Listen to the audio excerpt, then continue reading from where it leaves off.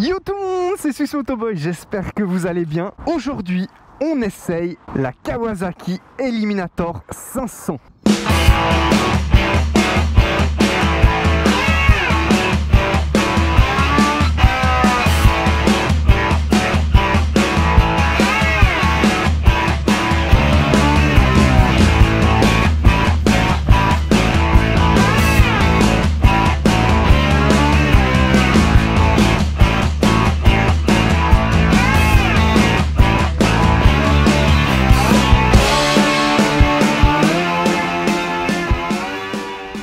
Je tiens tout de suite à remercier Pôle Mécanique sous une fine couche de pluie qui me permettent d'essayer ce véhicule, donc c'est méga cool. Il vient de sortir, c'est vraiment, ils l'ont reçu il n'y a pas longtemps du tout. Et donc on va pouvoir voir ce qu'elle donne avec ce nouveau moteur 500 cm3, enfin 451 pour être précis, et ce look de cruiser, voilà. J'ai très hâte et j'espère juste qu'il va arrêter de pleuvoir.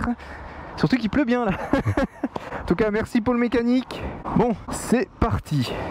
Prenons quelques instants pour parler un petit peu chiffres par rapport à cette nouvelle Eliminator 500.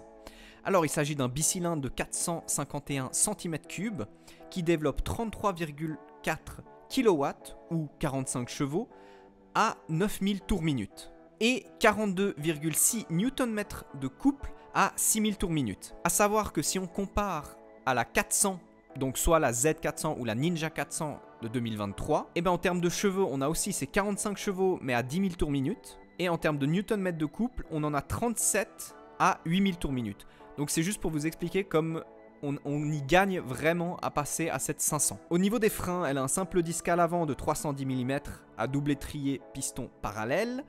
Et à l'arrière aussi un simple disque de 240 mm avec étrier à double piston. Elle est équipée d'un réservoir de 13 litres, d'une selle à 735 mm qu'on peut encore rabaisser à 715 mm avec la selle basse ou surélever à 765 mm avec la selle haute. Le poids est de 176 kg et elle est disponible à partir de 7190 francs. Dans sa version SE, elle sera disponible à 7590 francs. A savoir encore qu'il y a quelques options qui sont possibles. Donc on peut avoir des porte-bagages, un protège-carter, un port USB, une selle basse ou une selle haute, une protection de radiateur, une protection de réservoir, des diabolos de protection, enfin voilà. Donc voilà, il y a encore possibilité de la personnaliser un petit peu en fonction de ses envies et de ses besoins. On repasse à la vidéo. Ok, par où il y a le moins de pluie?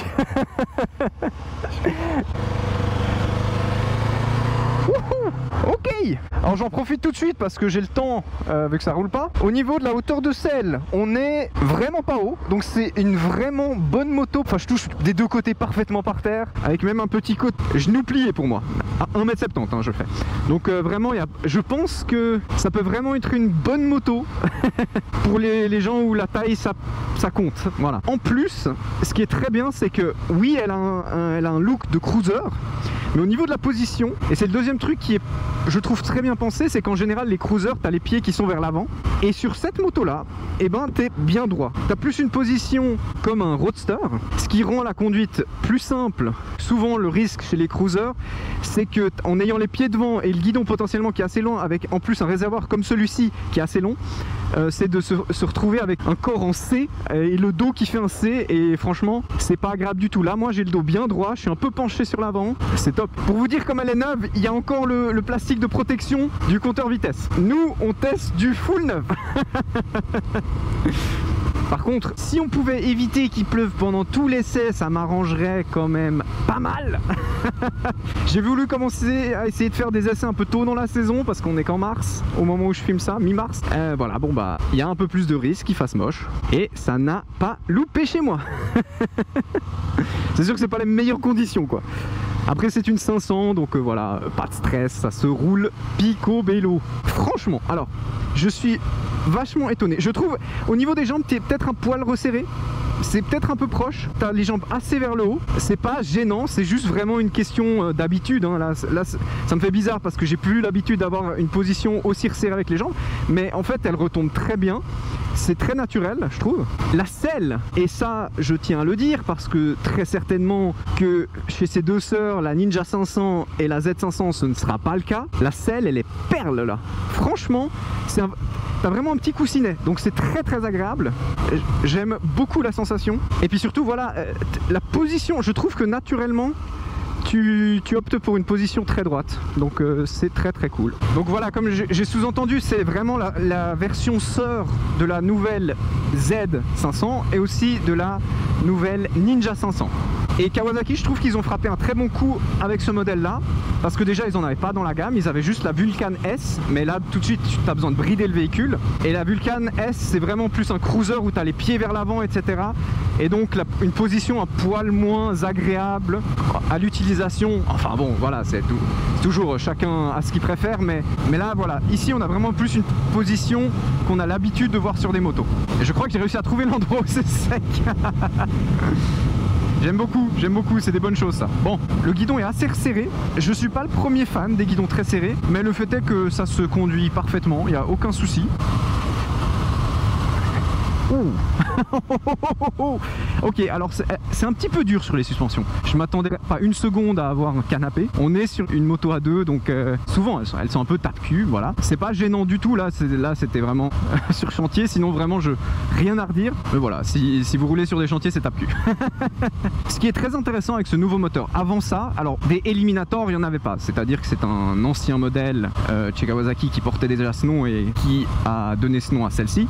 Mais disons que avant, dans les 300 ou les 400, Eliminator, ça n'existait pas. Donc là, on a vraiment affaire à une nouvelle moto unique qui va pouvoir être une bonne concurrente, par exemple à la Rebelle de chez Honda. C'est stratégiquement, je pense, très bien pensé de la part de Kawasaki. Et ce qui est intéressant, c'est ce nouveau moteur. En gros, faut vous dire que les 400, elles avaient déjà un moteur qui était à peu de choses près à la limite des 35 kW et c'était un 400 cm3. Et là, faut vous dire qu'en fait, ça reste une moto A2 qui n'a pas besoin d'être bridée, mais elle a gagné 100 cm3 de cylindrée et donc ces 100 cm3, ils devaient bien les mettre quelque part et ils n'ont pas pu spécialement les mettre au niveau des chevaux parce qu'en fait sinon on dépassait les 35 kW. Et donc ça a été mis au niveau du couple. Et comme je l'ai mentionné pendant la petite voix off en début de vidéo, elle a gagné un joli petit couple en plus qui rend très intéressant parce que moi, si vous me connaissez, s'il y a un truc que je dis, c'est si vous roulez sur route et seulement sur route, je conseillerais plus de viser sur le couple plutôt que sur les chevaux. Surtout si les chevaux, il faut aller les chercher très haut parce que voilà, c'est le couple qui va permettre d'accélérer plus fort. Alors tu pourras aller moins vite sur le long terme, mais t'accéléreras plus fort. Donc c'est clairement intéressant. Oh, un arc-en-ciel, c'est beau. C'est toute la preuve que c'est la merde de pluie. Et ce moteur est donc plus coupleux. Pour l'instant, franchement, à part une fois où j'étais vraiment à basse vitesse et j'étais pas descendu suffisamment dans les vitesses, il me semble vraiment souple, vraiment agréable à conduire. Je ressens pas non plus extrêmement de vibrations, il y en a un peu. Disons que ça ne me choque pas par rapport au type de véhicule, à la cylindrée, etc. Donc ce petit bicylindre, je pense qu'ils ont vraiment fait quelque chose d'intéressant. Et j'ai très hâte de pouvoir à l'occasion aussi essayer le Roadster et la Ninja parce qu'il y a vraiment un petit potentiel. C'est très intéressant. Sinon, vous voyez au niveau du guidon, bon déjà il y a des warnings et ça c'est tout bénef. Bon, grand phare, petit phare, les clignotants, les appels de phare, bon voilà, c'est très basique. Il y a tout ce qu'il faut pour que la moto roule, mais il n'y a pas plus. Ce qu'il faut aussi dire sur ce compteur qui maintenant vole au vent, yes, c'est que c'est un compteur vraiment qui a été créé pour cette moto là. Donc là aussi, ils se sont donné un peu de peine pour faire quelque chose qui aussi au niveau du design joue. Et ce compteur ne sera pas le même pour les versions sœurs, donc c'est très cool. Peut-être un petit point que je remarque, les miroirs sont beaucoup trop près. Ils auraient dû sortir un poil plus. Si tu veux faire de l'interfile et tout, c'est une bonne chose. Mais en gros, pour vous dire, alors je sais pas comment vous voyez à travers ma caméra, mais moi très clairement, je vois la moitié du rétro des deux côtés, c'est moi. Donc il faut avouer que c'est pas spécialement utile. On voit encore bien derrière, mais c'est un peu dommage quoi. Pour aussi donner deux mots sur la version SE, les trois entre guillemets différences qu'elle aura par rapport à la version entre guillemets normale que j'ai ici, ça va être à l'avant, va y avoir comme un habillage au niveau du phare. Environ par là, il va y avoir un port USB pour charger son smartphone ou autre. Donc ça c'est cool. Et elle a sa propre couleur. Voilà, c'est absolument tout ce qui change entre les deux modèles avec une petite différence de prix. Voilà. Sinon, c'est vraiment les deux mêmes modèles. Il n'y a pas une question de plus de puissance ou quoi que ce soit. Et il est beau l'arc-en-ciel là, il est beau. Je remarque aussi un petit peu que cette moto me semble être parfaite dans ce qu'on attend d'elle, être un cruiser. C'est-à-dire que j'ai pas envie de rouler vite avec. Alors bon, il pleut aussi. Il y a plusieurs raisons pourquoi j'ai pas envie de rouler vite avec. Mais c'est-à-dire que là, je me suis remarqué aussi sur la route suisse et tout, à être facilement 10 km en dessous. Alors que normalement je suis celui derrière qui rage quand quelqu'un fait ça. D'ailleurs parlons un peu frein, parce que c'est un peu sec ici. Ouh, oh, il se déclenche vite. L'ABS se déclenche très vite. Oh, ça freine bien sinon. Sinon voilà, on a à faire une 500, donc on est en monodisque à l'avant, mono à l'arrière, avec étrier double piston. Donc voilà, c'est pas les meilleurs freinages, mais c'est pas des véhicules qui ont besoin d'un freinage de fou, hein, de toute façon. Et je trouve aussi que l'équilibre est très naturel sur cette moto. C'est très agréable. Là, quand j'ai dû tourner la tête, en général, c'est le moment où si tu connais pas bien le véhicule, t'es pas en confiance, et où après, au niveau de l'équilibre, t'as potentiellement un petit... Mais là, franchement, carré dans l'axe. Ouh, on se rapproche de l'arc-en-ciel. Bon, on peut en profiter. Ouh, alors l'Audi là, c'était très rouge quand même, hein, ton histoire là. Après, on peut en profiter. Bon, au niveau du compteur, on a consommation moyenne, range. Ah, il y a le range quand même. Trip A, trip B. Ouais, c'est basique quoi. Franchement, elle est souple. Hein. Là, je suis en 4ème, 36-37 km/h. Ça tape pas. Hein. C'est très intéressant. Hein, ils ont augmenté le couple et ils ont rendu le moteur plus souple. Donc, c'est très sympa. C'est très sympa. Et vraiment, hein, je m'étonne moi-même. Hein. Là, je suis à 30. C'est une zone 50. Hein. Sur plein de motos, je serais là. Oh là là, quand je peux dépasser, machin. Et là, je suis là. Non, tranquille. Tranquille. On se balade. J'ai pas mal aux fesses. J'ai pas besoin d'arriver vite. Voilà. Ah, c'est cool. Hein. Les sensations, elles sont très sympas. Hein. J'aime beaucoup. J'aime beaucoup ce que ce véhicule nous propose. Ah, l'équilibre, il est vraiment bien. J'aime beaucoup. Tu tournes tout seul. T'as vraiment aucune pression. Et surtout, ce qui est très cool aussi pour une moto permis à 2, c'est que le sol, il est très proche, quoi. Donc, si t'es pas en confiance comme ça, baf, tu mets le pied par terre et whoop, c'est bon, tu te sécurises, quoi. Je trouve incroyable comme des cruisers, même si, voilà, t'as pas la position d'un cruiser et tout, mais t'es méga bien assis et tout. Ça te donne envie de cruiser, c'est terrible. Hein. C'est de passer tranquillement les virages, tout, bibou.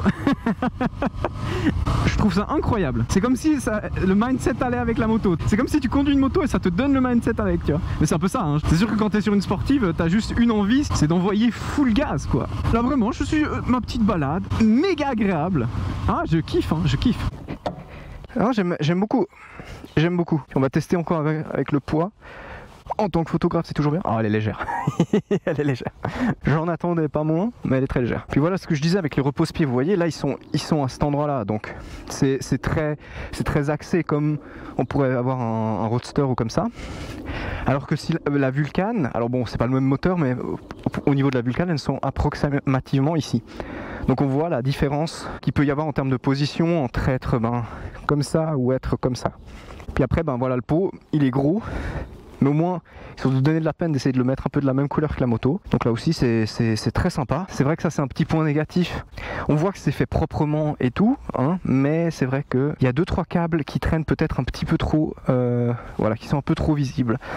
Bon, voilà. Ces petites routes de campagne avec cette moto-là, c'est incroyable. C'est vraiment, ça t'invite à cruiser, c'est splendide. Ah, ça accélère. Non, c'est très agréable, ça accélère bien. Hein. Ah, franchement, pour le permis, rien à dire. Hein. Et je dois avouer, alors, je sais, quand on commence la moto, etc., c'est pas ce qu'on cherche spécialement. On aime plus des véhicules qui font du bruit, qui ont de la présence et tout. Mais je dois sincèrement avouer qu'elle est très silencieuse, c'est très agréable, tu vois. Tu vois, là on est un samedi matin, il est tôt, il y a potentiellement encore la moitié des adolescents du pays qui sont en train de dormir, et ça me gêne pas de passer, tu vois. Si j'étais passé avec ma Sportive 1000, je sais que j'aurais pu embêter quelqu'un. Là franchement c'est très silencieux, donc je sais que je gêne pas trop de monde et c'est bien. C'est important de ne pas gêner des gens pour gêner, ça sert à rien. Donc voilà. Je me suis quand même fait avoir 2-3 fois parce que le moteur est souple, hein, ça y a rien à dire. Mais il est presque à certains moments tellement souple quand tu cruises que tu oublies de baisser une vitesse en disant que ça repartira, tu vois. Tranquille, mais ça repartira. Et en fait, ça repart pas. Mais bon, en même temps, en 5ème à 20, faut commencer à ne pas trop exagérer non plus, tu vois. Elle est souple, mais voilà, ça reste un bicylindre. Il y a vraiment un point à souligner grandement, c'est la position. Moi je trouve la position géniale. C'est dingue, hein. Je passe très régulièrement ici, à chaque fois il y a des gens qui roulent pas assez vite. Mais là ça ne me gêne pas. Et pourtant il pleut, hein, en plus. Certains diraient que j'ai envie d'aller m'abriter. Mais non, ça ne me gêne pas. C'est une moto pour cruiser, vraiment incroyable. Et je dois le dire, hein. Bon, j'ai une pause photo entre deux, mais ça va faire gentiment une petite heure. Il n'y a rien qui se rapproche d'un mal de fesses. je peux pas dire grand chose de plus que je pense qu'ils ont vraiment réussi un truc pas trop mal, hein, Kawasaki, avec cette moto. Alors maintenant, est-ce que c'est le type de véhicule qui attire beaucoup de gens? Je sais pas. Je crois pas que je vois beaucoup de rebelles, par exemple, si on compare à la moto de chez Honda qui existe déjà depuis plusieurs années. Je crois pas qu'il y en a énormément. Si on aime, par exemple, si on veut un roadster avec les phares ronds à l'avant, tu vois, parce que par exemple la Z500 elle aura pas ça. Ça peut être une bonne solution, hein, parce que, alors oui, il y a quand même la moto aura quand même un comportement un petit peu différent, parce qu'elle est quand même faite un peu différemment au niveau de la position et tout ça, mais voilà, au niveau des jambes et tout, tu as quand même une sacrée position roadster, donc ça peut vraiment être une bonne solution. Je pense vraiment aussi, tu vois, autant pour une utilisation en campagne, pour aller cruiser, se balader, faire des balades avec des potes qui veulent pas trop arsouiller, ou pour une utilisation aussi principalement en ville, quand tu vas travailler ou te déplacer en ville, etc. Je pense vraiment que ça peut être une moto sympa, vraiment. Elle est très très agréable à conduire. 6e à 50, on voit que gentiment on est arrivé au bout de sa souplesse. Et voilà, 6e, hein, à 50, il y a d'autres bicylindres qui l'aiment pas autant, hein. Ah, j'aurais vraiment dû passer au-dessus, hein. Non, je me chope la flotte tout le long. À l'aller au retour, bam. Ah ouais, ah oui, ça pleut bien là, hein. Ah oui, bah oui, en même temps j'ai un nuage gris foncé au-dessus de la tête.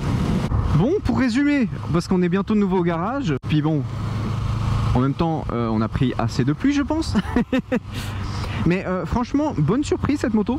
Je veux dire, t'es bien assis, t'as plutôt une bonne position, avec en plus des options de pouvoir rabaisser ou un peu élever la selle. Elle a le droit à ce nouveau moteur juste en dessous des 35 kW, mais qui est plus coupleux, qui est aussi plus souple. Donc franchement, on est vraiment sur quelque chose de bien. Voilà, position est bien. Il y a vraiment des fois que j'ai fait des essais, j'avais mal aux fesses au bout d'une demi-heure. Là, rien du tout. Le dos est naturellement assez droit. Ils ont vraiment réussi un bon truc. Après, il faut, voilà. C'est vraiment après au goût de chacun si le type cruiser intéresse ou pas. Surtout qu'après, c'est Kawasaki, c'est japonais, donc c'est plutôt de bonne qualité, et normalement si on l'entretient bien et qu'on fait pas n'importe quoi avec une japonaise, et ben souvent elles sont plutôt très fiables. Non, franchement, Kawasaki, carré. Carré, ils ont bien fait le truc. C'est basique, hein, c'est très basique. Il y a juste ce qu'il faut pour que ça soit une bonne moto. Enfin, il y a le strict minimum, mais ça fonctionne très très bien. Et le moteur me semble aussi très bien fait, et je pense qu'ils ont mis l'accent par rapport à ce moteur là où il faut, c'est-à-dire le couple et aussi le fait qu'elle soit un petit peu souple, quoi. Donc c'est très très cool. Vraiment, rien à redire. Très très bonne moto pour commencer. En tout cas, je peux que vous la conseiller pour le coup. J'espère que ce petit essai vous aura plu. N'hésitez pas aussi peut-être à me dire si c'est le type de véhicule qui vous intéresse, ou bien que si vous êtes peut-être plus, si vous êtes attiré par ces nouvelles Kawasaki, si c'est plutôt la Z, la Ninja ou la Eliminator qui vous intéresse. Ils m'ont dit au garage qu'ils avaient déjà eu beaucoup de demandes pour la Ninja, donc semblerait qu'il y ait pas mal de ferveur, mais voilà. En tout cas, n'hésitez pas à laisser un petit like, à partager, à commenter, tout ce que vous voulez. Donnez-moi de l'amour. Et puis sur ce, je remercie encore une dernière fois avec une joggeuse pour le mécanique. Merci beaucoup pour cet essai. Et puis sur ce, je vous dis ciao.